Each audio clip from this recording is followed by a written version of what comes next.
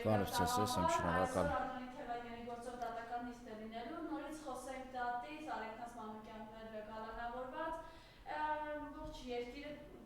բանտախուց են դարձրել,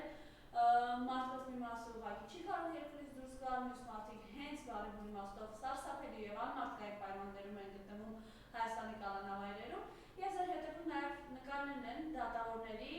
երկու դատավոր, մեկը Արեգնաս Մանուկյանին նաեւ Գալանքի որոշում տվել, մյուսը Անդոնիկ Թևանյանին։ Նաեւ Գագիկ Ծառուկյանին։ Սրանք այն մարդիկ են, ովքեր որևէ բան հաշվի չառնելով կալանք են տվել երկու ամսով Արեգնաս Մանուկյանին, Անդրանիկ Թևանյանին, Գագիկ Ծառուկյանին, ինչու եմ ասում ոչ մի բան հաշվի չառնելով, որովհետեւ երբ քննիչը պահանջել է մաքսիմում խստությամբ կալանք, նրանք համաձայնվել են հաշվի չառնելով որևէ հանգամանք։ Օրինակ, Արեգնաս Մանուկյանի պարագայում, ով իր խնամքին ունի անչափահաս երեխա, 86 տարեկան մայր, եւ այս մարդիկ, այս իմ հետևում գտնվող անձանցից մեկը, ես իրենց անունները չեմ ուզում տալ, որովհետեւ ինձ համար մեկ են իրենք, որոշել են սահմանափակել Արեգնաս Մանուկյանի անգամ հեռախոսային կապը անչափահաս դստեր եւ 86 տարեկան մոր հետ։ Ինչու եմ սա շեշտադրում։ Նույնը իմիջիայլոց արել են Անդրանիկ Թևանյանի պարագայում, ասենք 24 թվականին վերագրվող իբր քրեական գործը, իրենց կողմից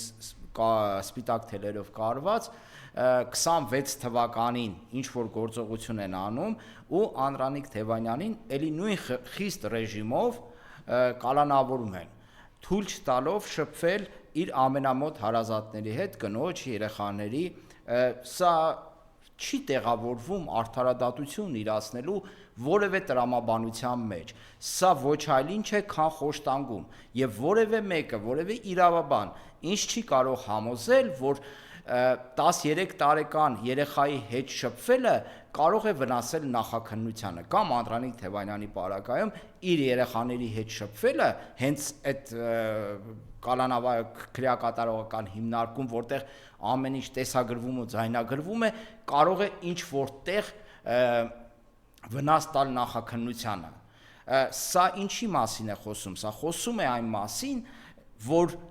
միտումնավոր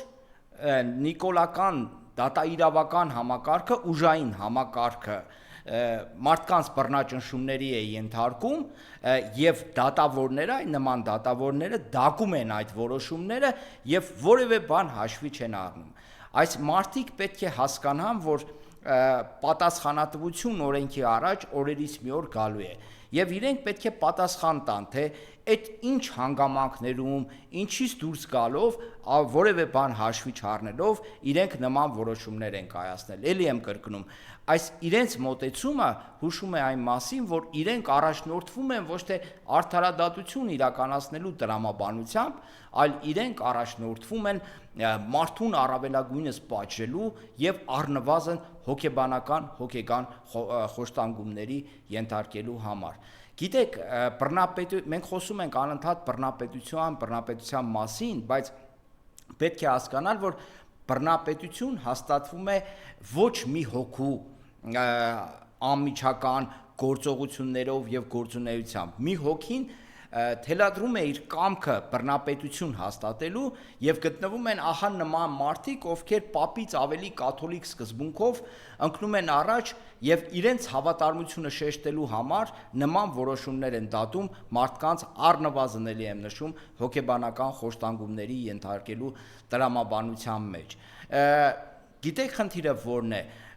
երբ գա ժամանակը իրենք ասելու են օրենքի առաջ պատասխան տալու, իրենք ասելու են դե մենք մեզ պարտադրում էին, մեզ ստիպում էին, մեզ չգիտեմ, հիմա կարող է իրենց մերձավոր շրջապատում հայտարարեն, թե բա ինչ անենք, տուն ենք պահում, դուք տուն եք պահում ուրիշի տունը քանդելով, ուրիշներին խոշտանգելով, ուրիշի ճակատագրերի հետ խաղալով, հա, նման կերպ եք տուն պահում։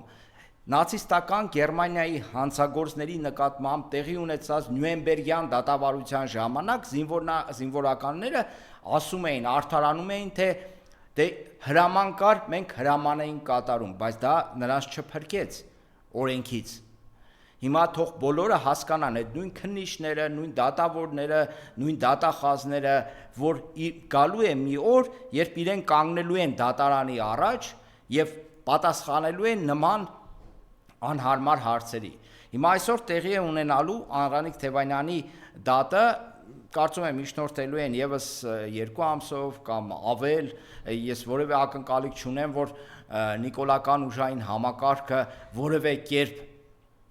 կփորձի արդարադատություն եւ արդար նախաքննական այդ գործողություններ իրականացնի եւ պահանջելու են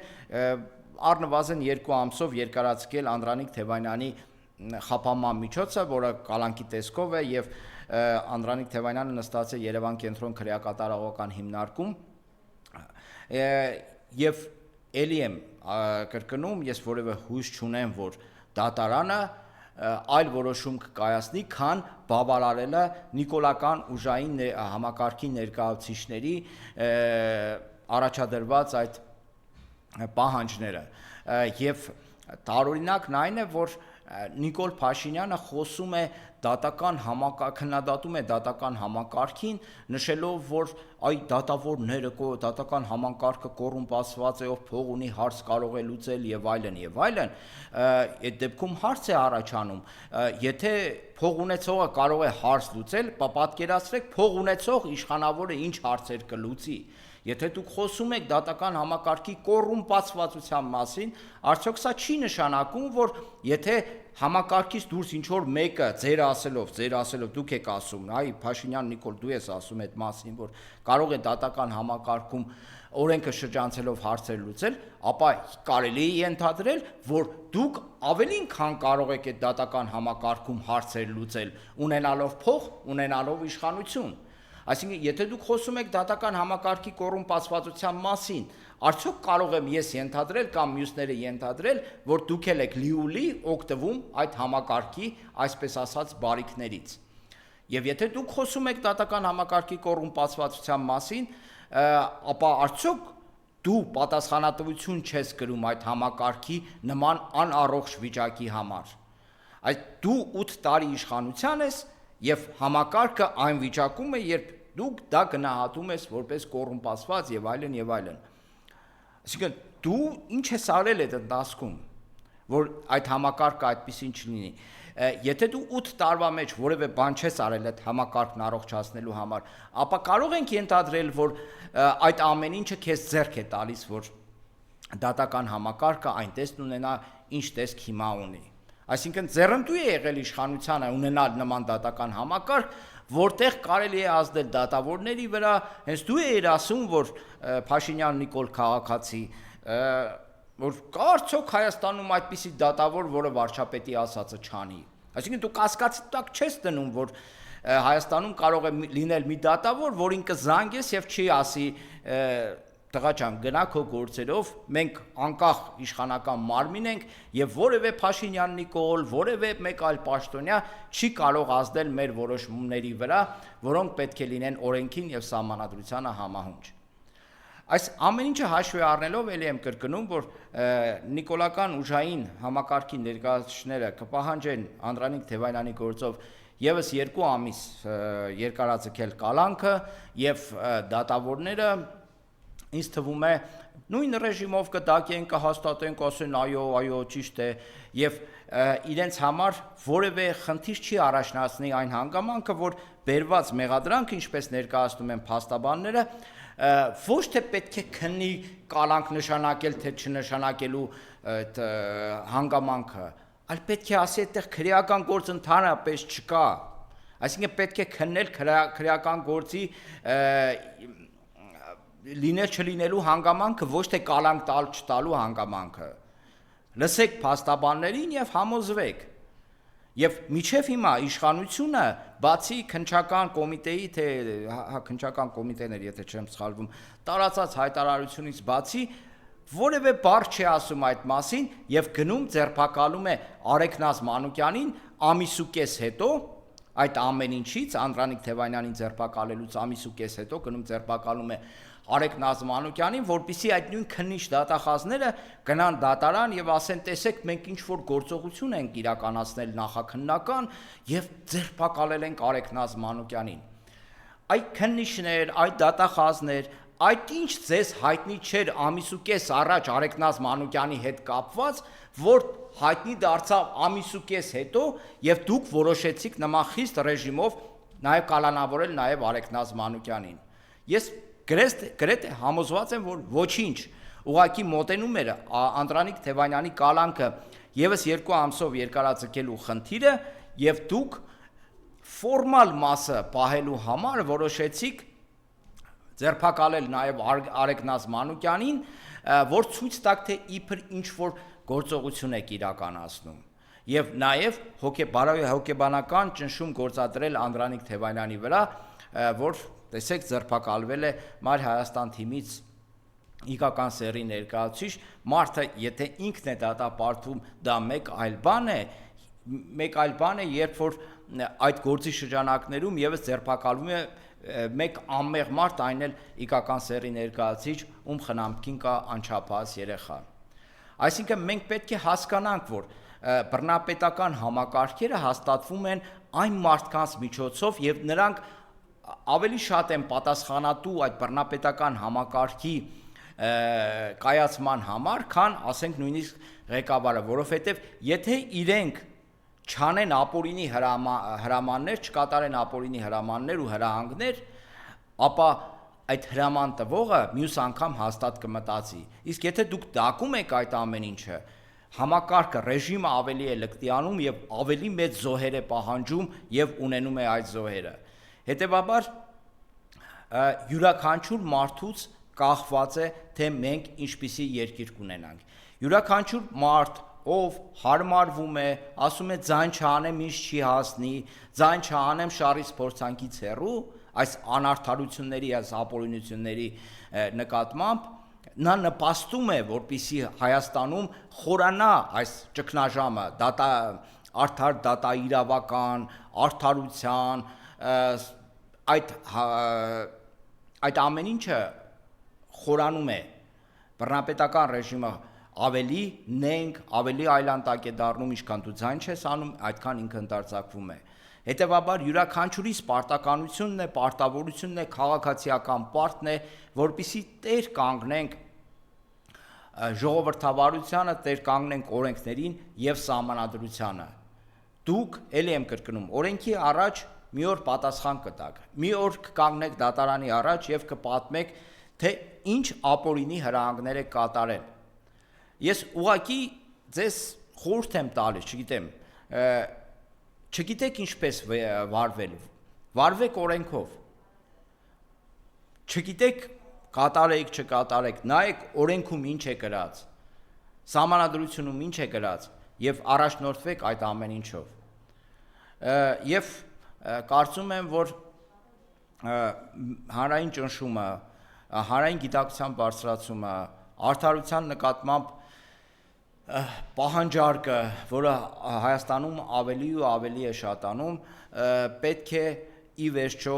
այնպիսի կրիտիկական աստիճանի հասնեն, որ այս իշխանությունները եւ նրանց սպասարկումները ուղղակի զգուշանան նման ապօրինի եւ հակասահմանադրական որոշումներ կայացնել։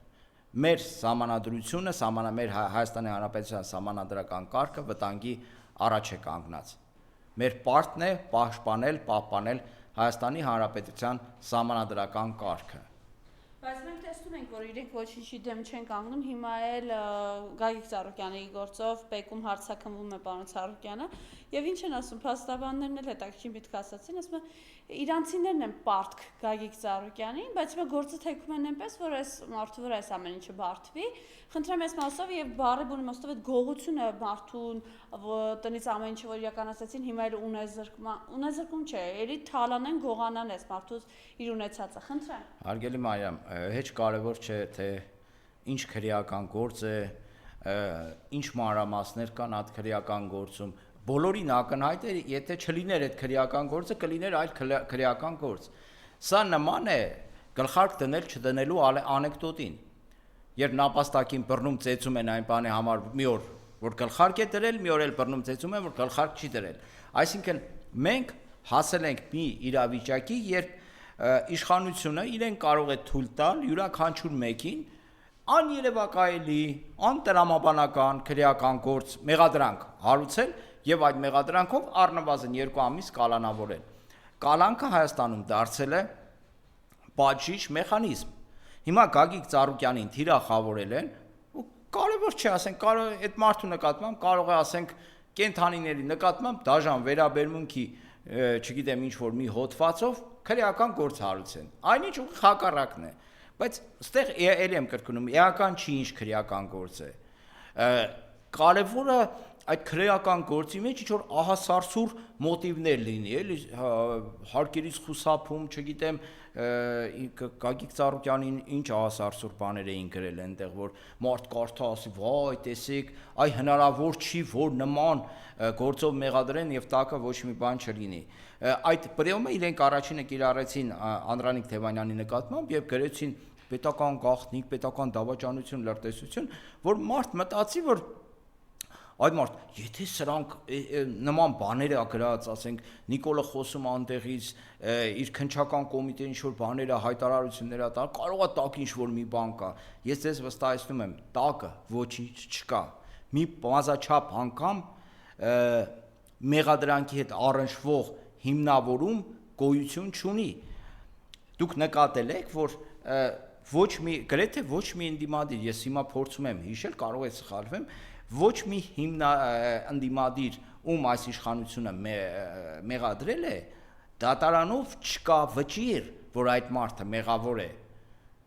Հասկանում եք, մենք ինչի հետ գործ ունենք։ Մարդուն մեղադրում են, տանում են կալանքի, ամիսներով, տարիներով պահում են այդ մարդուն, հետո գործը կարճում է, մարդուն ազատ են թողնում կամ չգիտեմ, արկախված է մնում այդ գործը, որ յուրաքանչյուր պահի բանանեն վերաբացեն եւ դատարանի վճիռ, որ այդ մարդը մեղավոր է, ուղղակի գոյություն չունի, բայց այդ ընթացքում այդ մեղադրանքով, այդ հանրային քննարկումներով եւ այլն մարդու բարի համբավն ու պատիվը իրենք արատավորում վարկաբեկում են։ Սա էլ իշխանությունների կողմից խոշտանգման հոգեբանական խոշտանգման մեկ այլ ձև է։ Ես նշեմ, որ տեսեք, ինչու է արդարադատության հանդեպ խորը անվստահություն հայ հասարակության մեջ։ Ինչու մարդիկ չեն հավատում իրավապահ համակարգին, դատական համակարգին, որ չեն հավատում, մենք կարող ենք ամեն օր տեսնել։ Հիմա հարցնեք, ինչպես տեսնենք։ Տեսեք, թե Հայաստանի Հանրապետության փողոցները ինչի են վերածվել։ Վերածվել են արյունալի մարտադաշտի, որտեղ մարդիկ զենքով, սառը զենք, տաք զենքով, սառը զենքով, բռնության այլ մեթոդներ կիրառելով հաշիվներ են մաքրում իրար մեջ։ Ագրեսիայի մակարդակը բարձրացել է, իրար նկատմամբ հաշվեհարդարները բարձրացել են, բռնությունը շատացել է, դա խոսում է այն մասին, որ մարդիկ չեն հավատում այդ ուժային համակարգին, նիկոլական ուժային համակարգին, դատական համակարգին չեն հավատում այդ մարդիկ։ Ինչի մասն է խոսքը, մենք տեսնում ենք ամեն օր Երևանում կրահոց։ Ոչ միայն Երևանում։ Այդ մենակ Երևանի մասին ենք մենք իմանում ավելի շատ։ Որոնք ողբերգական մահերով են ավարտվում։ Սրանց զուգահեռ հրապարակը նյութ է պատրաստել ադրբեջանցի։ Այո, ազգությամբ ադրբեջանցի Վագիվ Էմիզարի Գուսեյնով, որին բռնել են թմրամիջոցներ հոգեներգործուն նյութերի ապօրինի շրջանառություն առանց իրացնելու նպատակի, որը կատարվել է խոշոր չափերով։ Պատկերացնում եք, Վագիվին բռնել են այդ գործով, հետո դատարանը այս մարդուն շատ մեղ վերաբերմունք է, այս մարդը ամիս ու 20 օր է երևի բանտախցում անցկացրել, հետո կիրառել են տուգանք է, հետո այդ տուգանքը զեղչել են, հետո ազատ են արձակել, կիրառել են խափամամիջոց, կիրառել են հանրապետությունից չբացակայելու վերաբերյալ արգելքը, հիմա այս մարդը ազատ ման է գալիս, մարդ, որը թունավորում է թմրանյութերով հայ երիտասարդներին, հասկանում եք, այդ մարդուն թողնում են, որ ազատ ման գա, ուղղակի հանրապետությունը լքելու արգելք կա, իսկ ընդդիմադիրներին, որոնց չգիտես ինչի մեջ են մեղադրում, որոնք ընդհանրապես ցանկություն էլ չեն ունեցել երկիրը լքելու կամ չգիտեմ այլ գործողություններ անելու, այդ մարդկանց տանում ամիսներով բանտարկում եք։ Հարգելիներս, այս մարդուն ես կարծում եմ, որ այդպես է, հա, թողել են այն բանի համար, որ նա ազգությամբ ադրբեջանցի է, որպեսզի խաղաղությանը բանանեն, հագարց խաղաղության վրա քար չգցեն, որովհետև Ալիև Ձադյան Բաքվից կբարկանա եւ մի քանի թթու բան կասի գործող իշխանություններին։ Դրա համար այս ըստ քրեական գործի խոշոր չափերի թմրանյութ ցրողը Երևանում, որը ապրել է այստեղ գրած է Մամիկոնյանց փողոցում, ազատ ման է գալիս,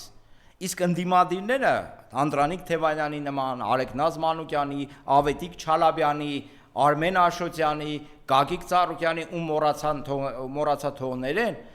իրենք ովքեր ծառայում են Հայաստանի Հանրապետության շահին եւ ամեն ինչ արել են այդ շահը պաշտպանելու համար, իրենք գտնվում են բանտախցերում, իսկ Վագիֆը ազատ ման է գալիս։ Այդ մենք գործ ունենք նման դատաիրավական համակարգի հետ։ Ու այդ դատաիրավական համակարգի մենք խոսում ենք իշխանության լեգիտիմության ճգնաժամի մասին, իրականում այդ ճգնաժամը անդրադառնում է նաև դատաիրավական համակարգին։ Նրանք ունեն վստահության խոշորագույն ճգնաժամ։ Հայ հասարակությունը այլևս չի վստահում, այն ժամանակ էլ մի բան չէր, հիմա առավել եւս չի վստահում դատաիրավական համակարգին, չի վստահում, որ կոնց լագերային համակարգի տրամաբանության մեջ գործող ուժայինները կարող են արդարադատություն իրականացնել Հայաստանում, պաշտպանել մարդու իրավունքները, մարդու պատիվն ու արժանապատվությունը, կյանքը, այդ ամեն ինչին այլևս չեն հավատում, որովհետև իրենք իրենց գործողություններով ցույց են տվել, որ իրենց միակ գերնպատակը Փաշինյան Նիկոլի իշխանությունը պահելն է։ Եվ եթե այդ իշխանություն պահելը պահանջում է ձերբակալել անմեղ մարդկանց լցնել բանտախցերը, առանց աչք թարթելու անում են եւ ինչպես նշեցի կգտնվեն դատավորներ այս դատավորների նման, որոնք կդակեն այդ որոշումները։ Հարգելիներս, ելի եմ կրկնում, բնությունը սիրում է հավասարակշռություն։ Եթե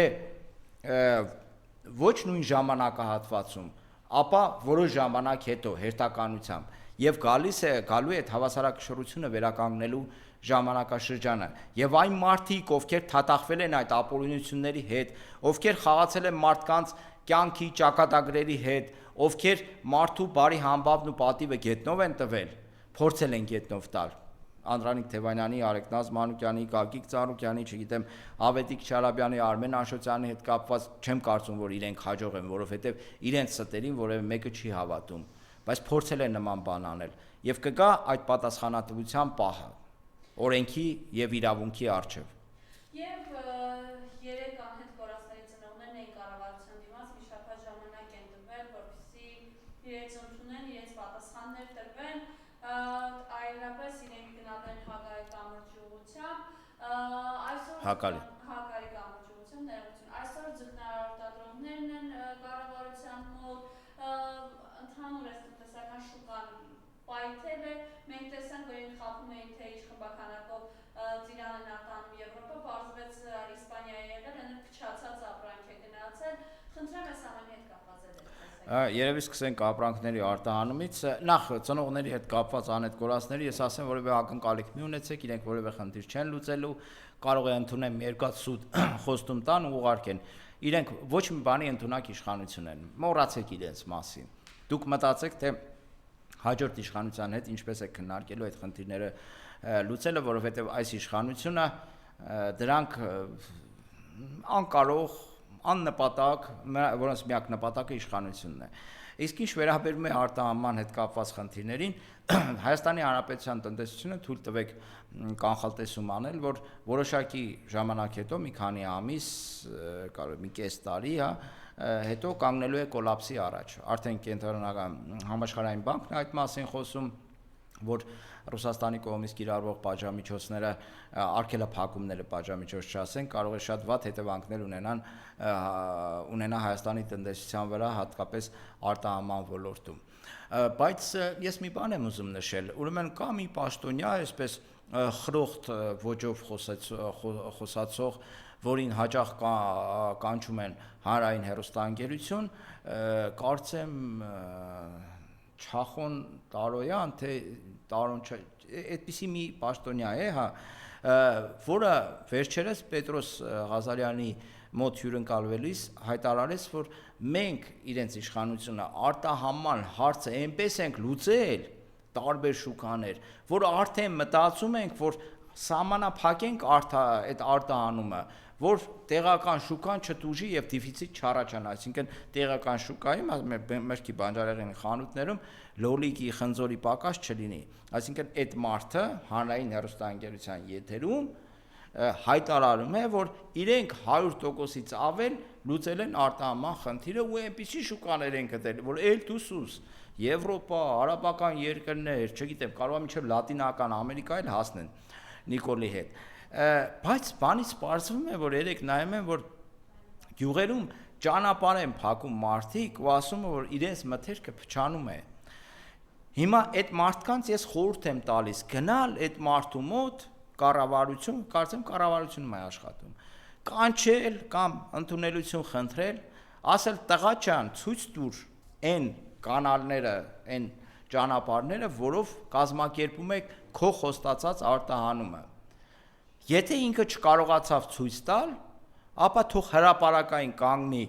կառավարության պատշգամբում, մի հատ բարձրախոս վերցնի եւ գոռա, որ ինքը ստախոս է, ամենավերջի ստախոսն է։ Հանրային հեռուստաընկերության եթերում տղա ջան, դու հայտարարել ես, որ արտահանման հարցը լուծել եք։ Պրոբլեմ չկա, արտահանման հետ կապված ծաղիկ, լոլիկ, ծիրան, էլ չգիտեմ, ձուկ եւ այլն, այն Պապոյան Գևորգ կա, էկոնոմիկայի նախարար, այդ լողավազանների ձկների մոտ կանգնած հայտարարում էր վերջ, արդեն մեր ձուկը անսպառ, անսահմանափակ կարող է դուրս գալ եվրոպական շուկա։ Դուք պետք չի որ ճանապարհ փակեք, դուք պետք չի որ ասեք, դե մենք քաղաքականությամբ չենք զբաղվում։ Ես գիտեմ, որ ձեզանից շատերը գնացել ընտրել են Նիկոլ Փաշինյանին։ Հիմա ես զարմանում եմ, թե դուք ինչից եք դժգոհում։ Դժգոհություն ունեք, այդ մարդիկ ասում են, որ լուծել են արտահանման հարց, դուք ունեք դժգոհություն, իրենք ասում են արտահանման հարցը լուծել ենք, գնացեք կառավարություն կանչեք դուրս, ասեք, եղբայր, այդ ո՞նց եք լուծել։ Ցույց տվեք ճանապարհները, մենք էլ օգտվենք այդ ճանապարհներից։ Այ եթե չկարողացան այդ ճանապարհները ցույց տալ, սկսեցին կմկմալ, պահանջեք, որպեսզի հանրային հեռուստաընկերության եթերով կանչեն այդ մարդուն կոնկրետ եւ այդ մարդը հանրային հեռուստաընկերության եթերում ասի, որ ինքը ստախոս է, ամենավերջի ստախոսն է։ Ժողովուրդ ջան, հասկացեք, մենք ունենք քաղաքական ճգնաժամ, մենք ունենք հասարակական ճգնաժամ, մենք ունենք բարոյական ճգնաժամ, մենք ունենք արժեհամակարգային ճգնաժամ, անվտանգային, արտաքին անվտանգային ճգնաժամ, ներքին անվտանգային ճգնաժամ եւ շուտով դրան գումարվելու է նաեւ տնտեսական ճգնաժամը։ Մեզ սպասվում է շատ բարդ ժամանակներ, ինչքան մեր հասարակությունը հանդուրժեց այն այլանդակությունները, ինչ արվում են ռեժիմի կողմից, դատաիրավական ոլորտում, այդքան ավելի վատ է լինելու։ Այն ինչ իրենք անում են մասնավոր սեփականության նկատմամբ, իդեմս Գագիկ Ծառուկյանի, նրանք խարխլում են պետության հիմքերը, նրանք խարխլում են տնտեսական համակարգի հիմքերը, նրանք ազդակ են տալիս օտարերկրյա ներդրողներին, որ Հայաստանում մասնավոր սեփականությունը պաշտպանված չէ, եւ որ յուրաքանչյուր պահի, ասենք Նիկոլ Փաշինյանը կարող է մի երկու բաժակ ավել խմել, ասել որ խլեք, չգիտեմ, ինչ որ մի հյուրանոց, ինչ որ մեկից, որը ընդդիմադիր է ենթադրենք։ Ու այդ ժամանակ մարդիկ սկսեն զգուշանալ Հայաստանում ներդրումներ անելուց, օտարերկրյա ներդրումների մասին է։ Արդեն չեն անում, արդեն հասկացել են, թե ինչ ռեժիմի հետ գործ ունեն։ Բայց այդ դեպքում ավելի է շատանալու։ Եվ մի երկրում, որտեղ մասնավոր սեփականությունը պաշտպանված չէ, այս երկրում փող չեն ներդնելու։ Եղած փողն էլ փախչելու է այստեղից, որովհետև յուրաքանչյուր մեկին կարող է մեղադրել ընդդիմադիր լինելու մեջ ու հարձակվել բիզնեսի վրա, խլել բիզնեսը, հեծը խլեցին, Արարատ ցեմենտը խլեցին կամ խլում են, այդ փուլում են, մուլտիվելնես, չգիտեմ, հյուրանոց են, Շանգրիլան, չգիտեմ ինչ այդ խաղատունը եւ այլն, այդ ամեն ինչը խոսում է այն մասին, որ սրանք հարվածում են Հայաստանի Հանրապետության պետականության հիմքերին։ Մասնավոր սեփականությունը, պաշտպանությունը յուրաքանչյուր պետության հիմքն է։ Եթե պետությունը չի կարողանում պաշտպանել մասնավոր սեփականությունը, այդ պետությունը այլևս ֆունկցիոնալ չէ, որպես համակարգ։ Դա նշանակում է, որ մենք կորցնում ենք հսկայական հնարավորություններ, դա նշանակում է, որ Հայաստանը դառնում է անվստահելի երկիր այդ առումով, դա նշանակում է, որ Հայաստանից փողը հոսելու է դուրս, դա նշանակելու է, որ յուրաքանչյուր քաղաքացի, յուրաքանչյուր մարդ ամեն ինչ անելու է, որ այստեղ, ասենք, չունենա մասնավոր սեփականություն, եթե բիզնեսին ընդհանուր մեծ գործունեության է վերաբերվում, եւ պետությունը վերջի վերջո կանգնելու է փաստի առաջ։ Շնորհակալություն։ Ես եմ շնորհակալ։